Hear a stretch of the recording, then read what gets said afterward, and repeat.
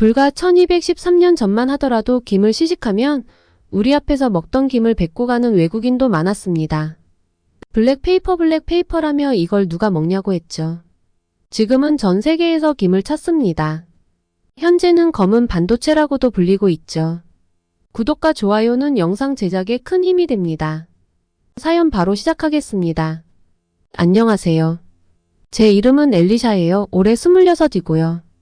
미국의 한 식품마켓에서 식품 MD로 일하고 있어요. 제 일은 새로운 트렌드, 건강하고 흥미로운 음식을 찾아내는 거예요. 가끔은 제품들 사이에서 허우적대는 느낌이 들지만 아주 가끔씩은 뭔가가 제 관심을 사로잡곤 해요. 이번에는 그것이 바로 해초였어요. 나중에 알게 됐지만 그건 바로 한국의 김이었죠. 평범한 저녁이었어요. 일이 바쁘고 긴 날들이 이어지다 보니 집에서 소파에 앉아 노트북을 켜고 쉬는 시간이 정말 소중하게 느껴지거든요. 그날은 넷플릭스를 켜서 한국의 흑백 요리사라는 다큐멘터리를 발견했어요. 제목만 보고는 어떤 내용인지 짐작도 안 갔지만 호기심이 생겨서 재생 버튼을 눌렀어요. 그랬더니 이게 웬걸 해초의 세계를 깊이 파헤친 다큐멘터리였어요.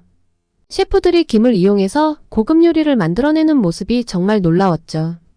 김을 접고 튀기고 심지어 양념으로도 사용했어요. 제가 초밥에서 가끔 보던 김이 아니라 그 자체로 하나의 예술이었어요. 그 다음날 머릿속에서 김이 떠나질 않았어요. 김 레시피를 찾아보고 영양 성분을 조사하고 다양한 해초 스낵을 온라인으로 검색하기까지 했어요. 가장 놀라웠던 점은 김이 해외에서도 점점 인기를 얻고 있다는 사실이었어요. 단순한 건강식이 아니라 전 세계적인 트렌드로 자리 잡고 있었어요. 셀럽들이 김을 추천하고 소셜미디어 인플루언서들이 김의 장점을 극찬하며 슈퍼마켓 진열대에도 반짝이는 김 스낵들이 가득했죠. 그리고 결정적인 순간이 왔어요. 제가 팔로우하던 몇몇 K-팝 아이돌의 인스타그램을 보다가 제 눈에 띈 한 사진이 있었어요. 제가 제일 좋아하는 그룹이 김 패키지를 들고 포즈를 취한 사진이었죠. 특별히 꾸민 것도 아니고 공연 중도 아니었어요. 그냥 연습을 끝낸 듯한 자연스러운 모습이었어요. 멤버 중 한 명은 김 한 조각을 입으로 가져가던 중간에 찍힌 사진이었어요. 그 사진을 보면서 생각했어요. 이렇게 그저 마른 해초 한 장이 어떻게 이렇게 큰 매력을 가질 수 있을까? 그건 단지 음식 그 자체만이 아니었어요. 김이 가진 아이디어, 그 의미가 매력이었어요. 건강하고 자연 친화적이면서도 깊은 전통을 품고 있는 음식. 그런데 동시에 현대적이고 트렌디하며 다재다능했어요. 그 순간 저는 결심했어요. 더 알아봐야겠다고요. 김은 어디서 왔고 어떻게 이렇게 유명해졌을까? 그 이후 몇 주 동안 김에 푹 빠졌어요. 아침마다 커피를 마시면서 노트북으로 김에 관한 글과 동영상을 찾아봤어요. 김이 단순히 한국의 전통만이 아니라 다른 나라에서도 뿌리를 가지고 있다는 걸 알게 됐어요. 일본, 중국, 심지어 유럽 일부에서도 해초 요리가 전통적으로 존재했죠. 하지만 김은 독특한 맛과 문화적 자부심 덕분에 특히 눈에 띄었어요. 영양학적으로도 놀라웠어요. 김은 요오드 같은 비타민과 미네랄이 풍부해서 갑상선 건강에 좋고 비타민C는 면역력을 강화해줘요. 칼로리가 낮으면서도 맛이 강해서 요리에 조금만 넣어도 풍미를 살릴 수 있죠. 갑자기 김이 단순히 음식이 아니라는 생각이 들었어요. 미국에서 인기를 끄는 웰니스 트렌드에 완벽히 맞는 음식이었어요. 깨끗하고 지속 가능하며 건강한 선택지였으니까요. 직장에서도 김 이야기를 꺼냈어요. 팀 회의 중에 요즘 김 스낵이 인기 있는 거 눈치채셨나요? 라고 물었죠. 동료들은 고개를 끄덕였지만 저만큼 흥미를 가지는 사람은 없었어요. 대부분 그저 또 다른 트렌드, 케일칩이나 퀴노아 같은 거라고 생각했죠. 하지만 저는 포기하지 않았어요. 김을 더 잘 마케팅할 방법을 고민하기 시작했어요. 예를 들어 김의 다양성을 강조하는 디스플레이를 만들면 어떨까? 한쪽에는 스낵, 다른 한쪽에는 요리 재료를 놓고요. 아니면 지역 셰프와 협력해서 김 테마 요리 교실을 열 수도 있겠죠. 가능성은 무궁무진했어요. 집에서도 김 요리를 시작했어요.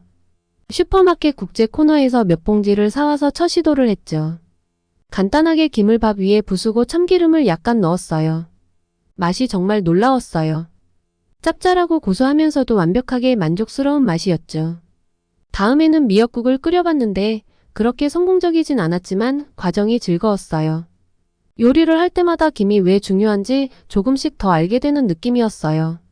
몇 주까지 하면서 김이 점점 더 자주 눈에 띄었어요.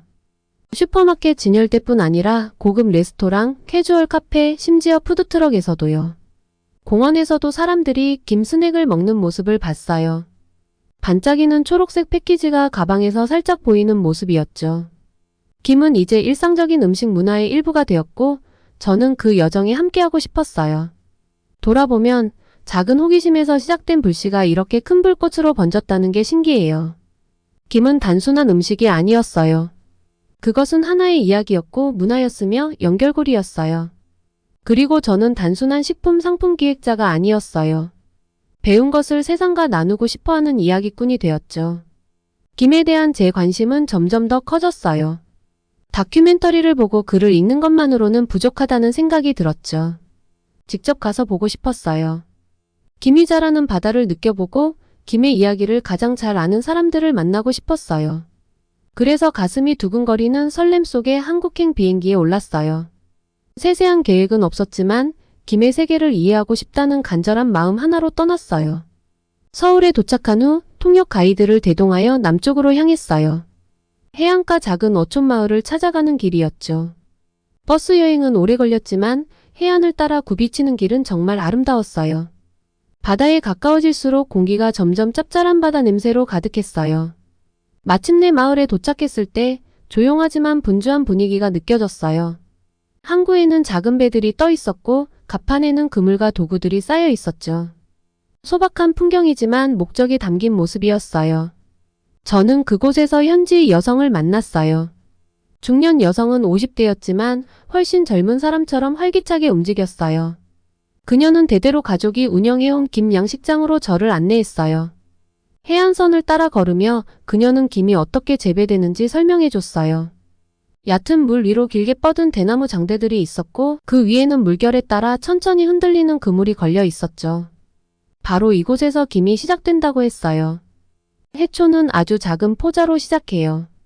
그물을 보여주며 쭈그려 앉아 말했어요. 늦가을에 물이 충분히 차가워질 때 심어요. 겨울 동안 바다의 영양분을 먹으며 자라죠. 그녀의 손은 거칠었지만 흔들림 없이 안정적이었어요. 오랜 세월의 노동이 느껴졌죠. 그리고는 김 그물을 끌어올리는 작업자들을 가리키며 말했어요. 가서 직접 보실래요? 작업자들은 김이 가득 묻은 그물을 배로 조심스럽게 끌어올렸어요. 섬세한 김이 다치지 않도록 신중하게 작업했죠. 그들의 움직임에는 유연함이 있었고 마치 몸에 익은 동작처럼 자연스러웠어요. 김을 수확한 후 우리는 그들과 함께 육지의 가공 장소로 이동했어요. 그곳에서는 김을 씻고 얇은 장으로 눌러 펴고 햇볕 아래 말리는 작업이 이루어졌어요. 바다의 흔적이 가득 담긴 짭짤하고 흙내음 같은 향기가 코끝을 스쳤어요. 이 모든 과정을 지켜보며 얼마나 세심하고 정밀하게 이루어지는지에 감탄했어요. 날씨도 중요한 요소라고 말해주었어요. 비가 너무 많이 오면 김이 제대로 마르지 않고 해가 너무 강하면 부서져요. 자연에 의존하지만 동시에 적응해야 하죠.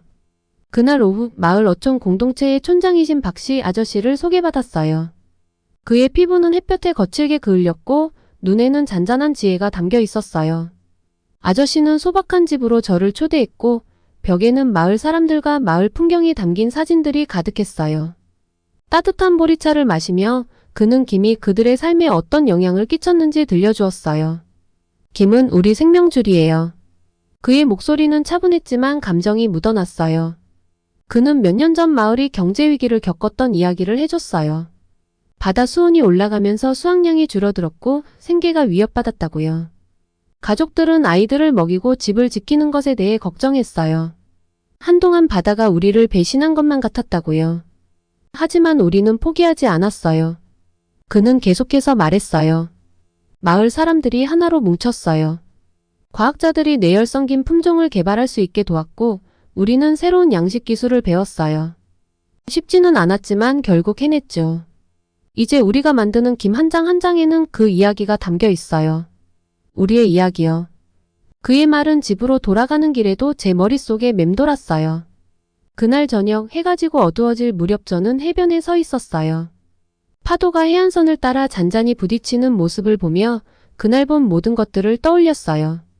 작업자들의 세심한 손길, 마을 어른들의 지혜, 그리고 공동체의 강인함까지요. 김은 단순히 해초가 아니었어요. 그들의 힘과 창의성을 상징하는 것이었죠. 마을을 떠나기 전 선물을 받았어요. 갈색 종이에 쌓인 말린 김 한 묶음이었어요. 저는 그 묶음을 꼭 안으며 무게를 느꼈어요. 단순히 몇 그램의 무게가 아니라 그 의미를요. 이 여행은 제 관점을 완전히 바꿔놓았어요. 김은 더 이상 단순한 유행 음식도 판매할 제품도 아니었어요. 김은 사람과 바다, 역경과 희망을 잇는 살아있는 연결고리였어요. 서울로 돌아가는 버스에 오르며 새로운 책임감이 느껴졌어요. 김에 대해 배우기 위해 한국에 왔지만 더 큰 것을 얻었죠. 나눌 이야기와 김의 세계를 열어준 사람들을 기리는 약속이요. 바다의 검은 보석 김은 이제 제 마음속에 영원히 자리 잡았어요. 한국에서 돌아올 때 저는 작은 김 한 묶음뿐만 아니라 김의 이야기에 대한 깊은 감사를 함께 가지고 왔어요. 집에 돌아와 다시 연구를 시작하는데 오래 걸리지 않았어요. 이번에는 전통적인 한국 음식에서 출발해 세계적인 현상으로 성장한 김의 여정에 초점을 맞췄어요.